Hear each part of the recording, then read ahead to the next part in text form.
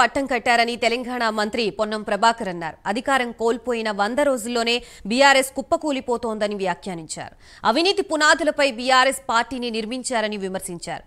నిర్వీర్యమైన ఆర్టీసీకి కాంగ్రెస్ తీసుకొచ్చిన మహాలక్ష్మి పథకంతో పూర్వ వైభవం వచ్చిందని తెలిపారు. త్వరలోనే 200 కొత్త బస్సుల్ని అందుబాటులోకి తీసుకురానున్నట్లుగా తెలిపారు. లోక్సభ ఎన్నికల్లో కాంగ్రెస్ అభ్యర్థుల్ని గెలిపించాలని ఆయన కోరారు. ఢిల్లీ మద్యం కేసులో ఎమ్మెల్సీ కవితని అరెస్ట్ చేయడం బీఆర్ఎస్, బీజేపీ పార్టీల రాజకీయ ఎత్తుగడేనని పొన్నం ఆరోపించారు.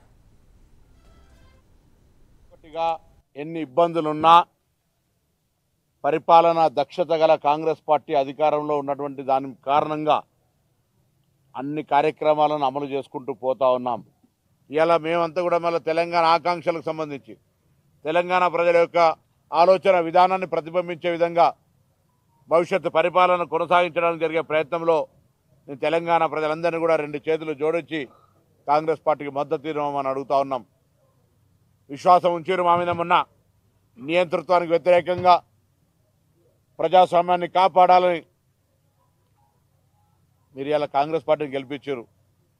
ఆచార్య చూస్తూ ఉన్నారు, 10 ఏళ్ళు పరిపాలించిన పార్టీ 100 రోజుల్లో కుప్పకూలిపోతుందంటే అనైతికంగా, నియంతృత్వానికి వ్యతిరేకంగా, అప్రజాస్వామికంగా, అహంకారపూరితంగా అబద్ధాలతోటి నిర్మాణం చేస్తే ఏదైనా ఉండదు అనడానికి టీఆర్ఎస్ పార్టీ కూలుతున్న విధానం నిదర్శనం.